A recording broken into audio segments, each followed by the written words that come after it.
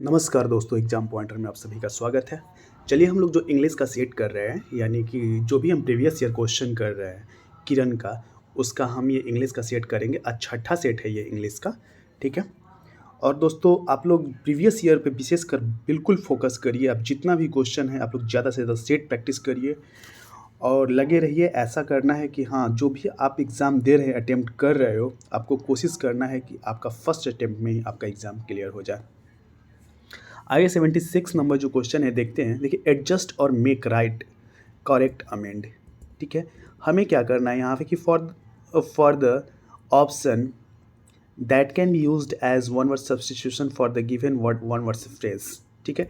इसके लिए हमें एक वर्ड सिलेक्ट करना है। वन वर्ड सब्स्टिट्यूशन है एडजस्ट और मेक राइट, करेक्ट, अमेंड का मतलब क्या होगा। देखिए, रेक्टिफाई होता है, क्या होता है दोस्तों, रेक्टिफाई करना, एडजस्ट करना, या मेक राइट करना, या करेक्ट करना, या अमेंड करना। अमेंड संशोधन करना होता है। आप एडजस्ट करिए या मेक राइट करिए या करेक्ट करिए, उसका क्या होता है दोस्तों, सीरो जो होता है, वन वर्ड जो होगा, ये होगा आपको rectify. Option number 4 is the correct, ठीक है। अगला है आपका 77 नंबर। देखिए, a sentence has been given with a blank to be filled with an appropriate word, choose the correct alternative। हमें इसके लिए अल्टरनेटिव, इसका इस जो 4 ऑप्शन दिया हुआ है, फिलर्स को फिल करना है कि क्या होगा इसमें। देखिए, बी इट अ चाट और a refreshing lemonade, lemon is the need of hour in summers. कह रहा है कि बी इट अ चाट, चाट हो या फिर रिफ्रेशिंग लेमन हो जो आपको रिफ्रेश करे। तो lemon is the need of hour, lemon की जो आवश्यकता होती है, नीड ऑफ आवर किस समय में, इन समर्स, कैसे समर्स में, बैंगिंग समर्स में, फ्रीजिंग समर्स में, स्कॉचिंग समर्स में, या एलिवेटिंग समर्स में। दोस्तों यहाँ पे आपको थोड़ा सा इसका मीनिंग समझना होगा कि इसका मीनिंग क्या होगा। जैसे बैंगिंग, बैंगिंग का मतलब होता है धमक की आवाज़, जैसे बिग बैंग थ्योरी जो था, ठीक है, जिससे ब्रह्मांड का निर्माण हुआ। तो बैंगिंग हुआ है धमक की आवाज़, मतलब ए वेरी लाउड नॉइज़ को बैंगिंग बोलते हैं। तो यहाँ पे बैंगिंग समर्स मतलब नहीं निकलता। फ्रीजिंग, फ्रीजिंग का मतलब होता है ना, वह प्रोसेस, वह प्रक्रिया जिसमें कुछ तरल से ठोस में लाया जाए, यानी जो आपको लिक्विड से सॉलिड में बदलने की जो प्रक्रिया होती है उसको फ्रीजिंग कहा जाता है। तो फ्रीजिंग समर्स नहीं होगा यहाँ पे दोस्तों, ये भी नहीं होगा। स्कॉचिंग होता है, स्कॉचिंग का मतलब झुलसाने वाली गर्मी, चिलचिलाती हुई गर्मी, यानी कि बर्निंग, उस टाइप का, वेरी हॉट, ठीक है। तो ये वेरी हॉट समर्स के लिए आपको नीड ऑफ लेमन है, तो ये आपके लिए करेक्ट हो जाएगा स्कॉचिंग। एलिविएटिंग क्या होता है, एलिविएटिंग दोस्त होता है कम करने वाला, शमन करने वाला, आराम पहुंचाने वाला, ठीक है। तो उसको एलिविएटिंग बोलते हैं, ठीक है। तो एलिवेटिंग इसका जो मतलब मीनिंग है, पेन से, दर्द से रिलेटेड है, ठीक है। तो आपका जो सुटेबल वर्ड होगा स्कॉचिंग समर्स, ठीक है दोस्त। अगला देखते हैं। The following sentence has been split into 4 segments, 4 भागों में आपको सेंटेंस को बांटा हुआ है। आपको बताना है कि कौन से भाग में गलती है, कौन से पार्ट में एरर है, ठीक है। तो देखिए, द यहाँ पे है they will go to bed early, ठीक है। They will go to bed early since they have to get up at 5 on the morning. दोस्तों यहाँ पे अगर देखते हैं तो at 5 on the morning, morning है यहाँ पे, एट 5 इन द मॉर्निंग होता है, इन द इवनिंग होता है, ना कि ऑन द मॉर्निंग होता है। तो आपके कौन से पार्ट में गलती है, यहाँ पे आपको हो जाएगा एट 5 ऑन द मॉर्निंग, यहाँ पे इन द मॉर्निंग होना चाहिए था, ये गलत है। Select the sentence with the appropriate use of preposition, appropriate use देखना है कौन से सेंटेंस में यहाँ पे होगा सही, वो हमें देखना है। जैसे it has been raining till morning, till morning से बारिश हो रही है, फ्रॉम मॉर्निंग, बाय मॉर्निंग और सिंस मॉर्निंग। तो यहाँ पे it has been raining since morning होता है, ठीक है। जब भी सुबह से बारिश हो रही हो तो सिंस मॉर्निंग का यूज करेंगे, ना कि बाय, फ्रॉम और टिल, ठीक है, since morning. Option number 4 is the correct. Next देखते हैं, select the most appropriate option that can substitute the underline segment in the given sentence. हमें ये देखना है कि जो अंडरलाइन किया हुआ है पार्ट, इसमें सुटेबल कौन सा होगा। इन द, देखते हैं, our office is in the second floor of the skyscraper. तो हमारा जो ऑफिस है कहाँ है, is in the second floor. जब ऊपर है दोस्तों, हमारा ऑफिस सेकेंड फ्लोर पे है, तो ग्राउंड टू सेकेंड, नीचे से ऊपर की तरफ है, तो ऑन द सेकेंड फ्लोर होगा, ना कि इन द सेकेंड फ्लोर होगा। तो यहाँ पे जो आपका करेक्ट ऑप्शन हो जाएगा is on the second floor, यानी कि सेकेंड नंबर करेक्ट होगा। अगला देखते हैं 81। 81 है आपका select the option that can be used as a one word substitutes, यानी वन वर्ड सब्सटीट्यूशन हमें देखना है किसका, हैविंग और शोइंग। देखिए ये है हैविंग और showing an excessively high opinion of one's appearance abilities और वर्थ। ठीक है, जो अपना बहुत ज़्यादा ओपिनियन मतलब अपने आप को ज़्यादा दिखाने वाला। ठीक है, मतलब उस आदमी को क्या बोलते हैं, मतलब खुद में बेहतर दिखाए, खुद में वैसा लगे कि मतलब सब कुछ मैं ही हूँ। ठीक है, अपने आप को अपीयरेंस को दिखाने वाला। तो उस वर्ड के लिए दोस्त एक वर्ड होता है वेन, VAIN। वेन मतलब होता है अहंकारी। ठीक है, मतलब हैविंग और showing an excessively high opinion और वंस अपीयरेंस एबिलिटीज और वर्थ के लिए ये वर्ड है वेन। आप देखेंगे कि जो वेन है VAIN, जो ये वेन है यहाँ पे दिया हुआ है, इसका मतलब होता है व्यर्थ और बेकार भी होता है। ठीक है, लेकिन यहाँ पे जो इसका सुटेबल वर्ड यही होगा वेन, अहंकारी। ठीक है, सुपेरियर सबको पता है, सुपेरियर का मतलब होता है कि हायर इन रैंक होता है, बेहतर, उच्च। ठीक है, सुपेरियर है कोई तो। और ये ऑटियोज जो होता है, ऑटियोज का मतलब होता है ना कि प्रोड्यूसिंग नो यूजफुल रिजल्ट, मतलब कि यूजफुल रिजल्ट नहीं देने वाले को ऑटियोज बोलते हैं, जो लाभप्रद परिणाम न दे। और ये आपका है डोमिनियरिंग। डोमिनियरिंग क्या होता है, ये होता है घमंडी, तानाशाही, यानी कि assert one's will over another in an arrogant way. ठीक है, मतलब तानाशाही, रोबदार, ये होता है। ठीक है, अगला देखते हैं select the most appropriate option to complete the given sentence. यहाँ पे कौन सा ऑप्शन आपको सेलेक्ट करें जो इस सेंटेंस को कंप्लीट करेगा। One must learn to align between one's private and professional life. देखिए one must to learn to, अब लाइन टू ड्रॉ क्या होता है दोस्त, ड्रॉ अ लाइन। ठीक है, DRAW, ड्रॉ अ लाइन। ठीक है, one must learn to draw a line.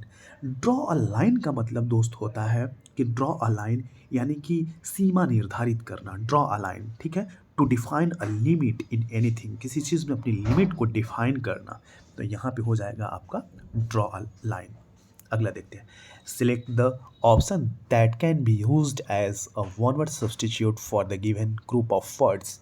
इसके लिए वन वर्ड सब्सटीट्यूशन देखना है कि the date when both day and night are of approximately equal length. ठीक है, मतलब जब दिन और रात बराबर हो तो उसको क्या बोला जाता है। ठीक है, आपको पता होगा, आप जानते हैं कि 21 मार्च और 23 सितंबर, ठीक है, इन दोनों को क्या होता है, दिन और रात बराबर होता है 21 मार्च और 23 सितंबर को। और उसे क्या बोलते हैं, इक्विनॉक्स। क्या बोलते हैं दोस्तों, इक्विनॉक्स। जब दिन और रात बराबर हो उसे इक्विनॉक्स बोला जाता है। अगला देखते हैं बीट अराउंड द बुश। ये ईडियम है, इसका मीनिंग बताना है कि बीट अबाउट द बुश, घुमा फिरा कर बातें करना। ठीक है, बीट अबाउट द बुश का मतलब होता है राउंड अबाउट टॉक। ठीक है, talking in a round about manner. तो ये क्या हो जाएगा दोस्तों, avoid the main point. Main point को अवॉइड करना, मेन पॉइंट से बचना और घुमा फिरा कर बातें करना। Option number 2 is the correct. अगला देखते हैं select the incorrectly spelled word. इसमें इनकरेक्ट कौन सा है वो हमें बताना है। देखिए तो आपका जो यहाँ पे वर्ड दिया हुआ है दोस्तों, इसमें बीनीथ, जो बीनीथ है ना, बीनीथ का जो स्पेलिंग यहाँ पे दिया हुआ है वो आपका ये गलत है। ठीक है, बीनीथ का स्पेलिंग क्या होता है, BENEATH।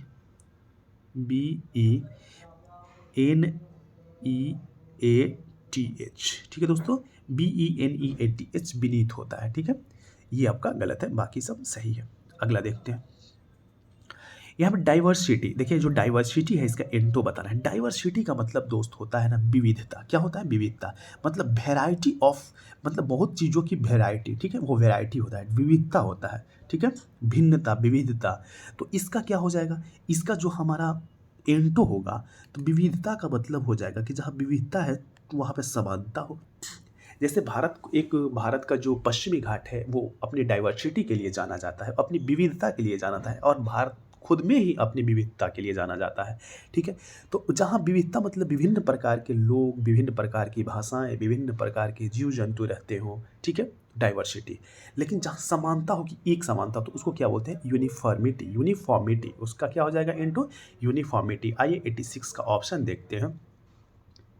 तो ये आपका ऑप्शन नंबर डी हो जाएगा दोस्तों, यूनिफॉर्मिटी।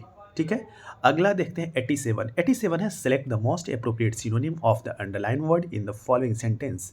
आपको सेटिस्फैक्शन का जो है ना, सेटिस्फैक्शन का हमें बताना है कि इसका सीनो क्या होगा। तो सेटिस्फैक्शन का मतलब होता है संतोष, संतुष्ट। ठीक है, और इसका जो सीनो होगा आपका होगा कंटेंटमेंट। कंटेंटमेंट होगा, ये अपीजमेंट भी होता है, या ग्रेटिफिकेशन होता है, फुलफिलमेंट होता है, मतलब संतुष्ट। ठीक है दोस्तों, तो यहाँ पे हो जाएगा आपका कंटेंटमेंट, कंटेंटमेंट, संतुष्ट। ठीक है, अगला देखते हैं select the correct active form of the given sentence. हमें इसका बताना है कि was the message given by him. इसका हमें आपको बनाना है, इसका एक्टिव फॉर्म क्या होगा। देखिए दोस्तों, यहाँ पे जो सेंटेंस है वाज, और वाज के बाद क्या है, गिवन है। ठीक है, पास्ट में है। पास्ट में जो दिया हुआ है तो ये पास्ट में ही हमारा जो इसका एक्टिव फॉर्म होगा पास्ट ही होगा। तो अगर हम देखते हैं यहाँ पे एक्सुअली वर्ब से देखते हैं तो ये वाज से स्टार्ट किया है।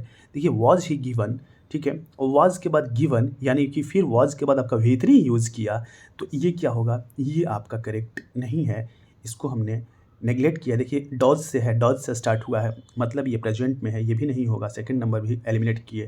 थर्ड देखते हैं डिड ही गिव, तो डिड के बाद यार दोस्तों यहाँ पे गिव का यूज़ किया, यानी गिव नहीं गिव होना चाहिए, यानी कि डिड डू डज, ये अपने बाद V1 लेते हैं, तो डिड के बाद इसने गिव V2 लिया, तो ये भी हमारा नहीं होगा, ये भी करेक्ट नहीं है।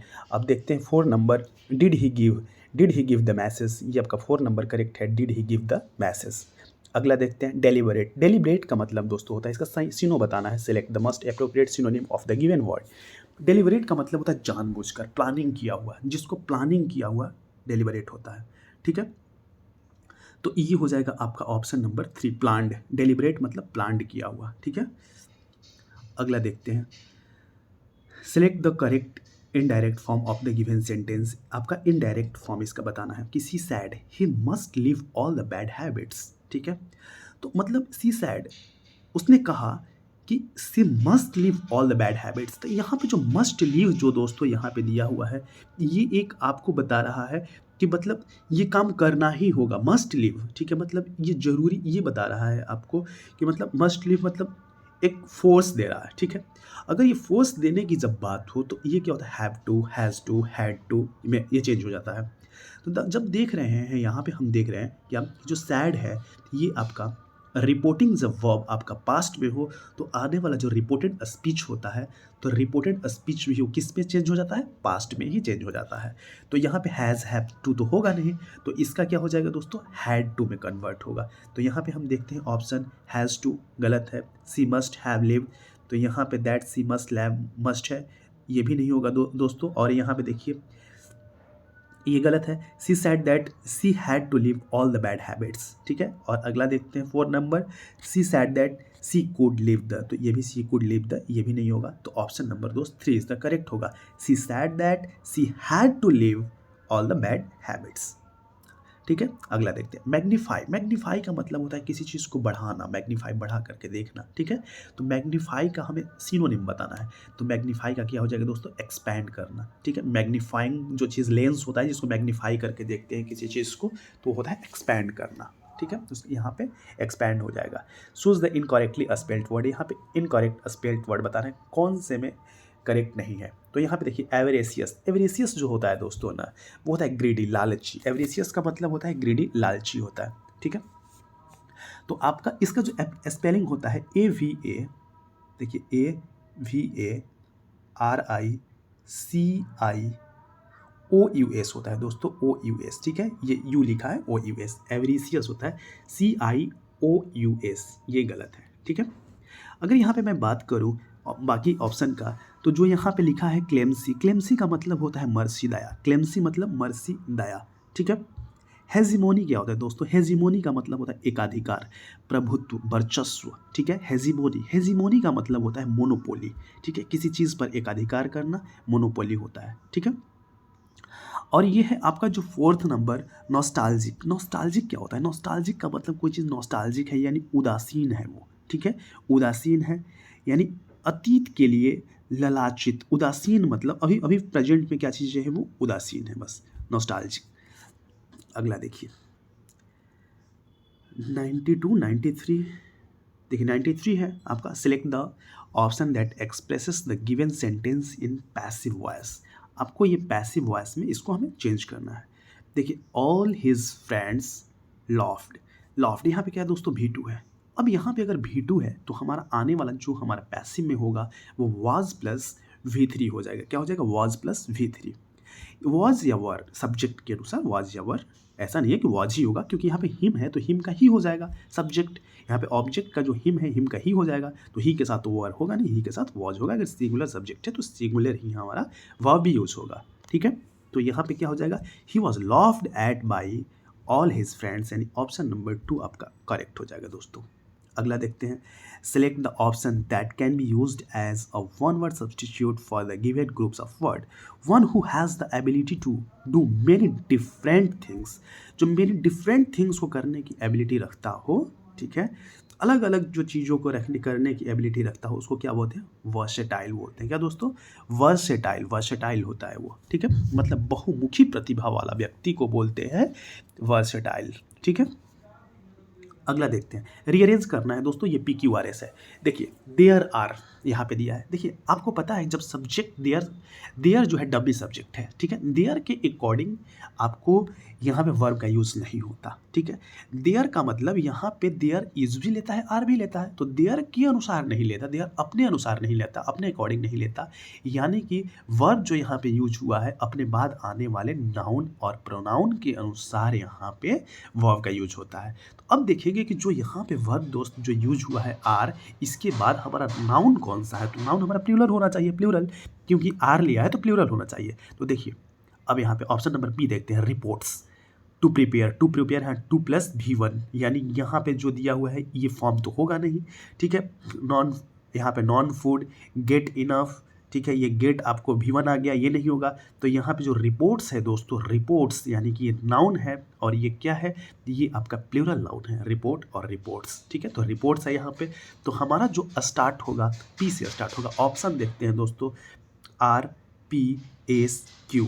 तो एक ही ऑप्शन है जो आपका P से स्टार्ट हुआ है, इसलिए हम बिना देखे ऑप्शन नंबर 2 पे टिक करेंगे। ठीक है, अगला देखते हैं हमारा पैसेज 96 से 100 तक आपका जो है। चलिए, memory loss with ageing is. अब देखिए मेमोरी लॉस है with ageing is a natural and normal. तो ये क्या है दोस्तों? ये जो चीज़ है आपका जो मेमोरी लॉस है विद एजिंग इज कंसीडर्ड होगा या डिनाइड होगा या रिगार्ड होगा या कंसीडर्ड। अब देखिए यहाँ पे इज है दोस्तों, ध्यान देखिए दीजिए, यहाँ पे जो इज है तो इज के बाद यहाँ पे क्या यूज होगा? इज के बाद अगर वर्ब यूज करेंगे तो वर्ब का V1 तो रूप यूज होगा नहीं। ठीक है, तो या तो एडजेक्टिव के रूप में हम वर्ब का V3 यूज करेंगे, क्योंकि यहाँ पे अननेचुरल नाउन है। ठीक है, तो नाउन के पहले एडजेक्टिव आना चाहिए। तो कंसीडर नहीं होगा, रिगार्ड नहीं होगा, या तो डिनाइड हो सकता है या कंसीडर्ड हो सकता है। तो memory loss with ageing is a considered a natural and normal. तो यहाँ पे डिनाइड ठुकराइएगा तो नहीं, उसको कंसीडर्ड करिएगा। तो ये क्या है? Ageing is considered. Option number 4 is the correct and normal process, and normal process. जो मेमोरी लॉस है with ageing is considered a natural and normal process चाहिए। तो यहाँ पे क्या हो जाएगा दोस्त? 4 में यहाँ पे 97 आपका प्रोसेस हो जाएगा, यानी कि ऑप्शन नंबर 4 हो जाएगा, और इसमें आपका भी ऑप्शन नंबर 4। अगला देखिए, the symptoms range from forgetting simple daily life activities and. ठीक है, अब थोड़ा सा देखते हैं 98 के ऑप्शन में। 98 के ऑप्शन जो है दोस्तों, यहाँ पे सिंपल लाइफ में जो परफॉर्मिंग जो कर रहे हैं, जो परफॉर्मिंग, यहाँ पे क्या हो जाएगा दोस्तों? तो ये जो आपका हो जाएगा परफॉर्म होगा, यहाँ पे परफॉर्मिंग, ऑप्शन नंबर डी हो जाएगा परफॉर्मिंग। आइए देखते हैं, जैसे कह रहा है कि the symptoms range from forgetting simple life, daily life, simple daily life activities and performing familiar task, जिसको हम डेली परफॉर्म कर रहे हैं, जो फैमिलियर टास्क है, such as driving and baking. However, there can be several other factors for it and these vary from person to person। अब देखते हैं 99 में। तो 99 है दोस्तों, यहाँ पे होगा 99 में ऑप्शन नंबर 2 रेस्पॉन्सिबल हो जाएगा। ऑप्शन नंबर 2 रेस्पॉन्सिबल, यानी कि यहाँ पे there can be several other factors responsible for it, उत्तरदायित्व है। ठीक है, इसका जो रेस्पॉन्सिबल है, यानी कि अदर फैक्टर्स भी है जो इसके लिए रेस्पॉन्सिबल है। ठीक है। And this vary from person to person. अगला देखते हैं मेमोरी लॉस, यहाँ पे देखते हैं मेमोरी लॉस कैन बी और total depending upon the condition. अब 100 में देखते हैं क्या है ऑप्शन। तो 100 है दोस्तों कैन बी, पार्शियल या कंप्लीटली या इनकम्प्लीट। तो ये है आपका जो दोस्तों यहाँ पे जो होगा, यहाँ पे आपका पार्शियल हो जाएगा। क्या हो जाएगा दोस्तों? Option number 1 partial. अब थोड़ा सा देखते हैं यहाँ पे, आइए, कि memory loss can B partial और टोटल डिपेंडिंग। या तो पार्शियल है मतलब आंशिक है, ठीक है, और total depending upon the condition. Condition क्या, या तो ऐसा भी होता है कि पार्शियल हो या total depending upon the condition. ठीक है दोस्तों, तो ये आपका इंग्लिश का जो था आपका सेट, ये 7वां सेट खत्म हुआ। ठीक है, इसी तरह हम सारे सेट करेंगे। तब तक के लिए धन्यवाद।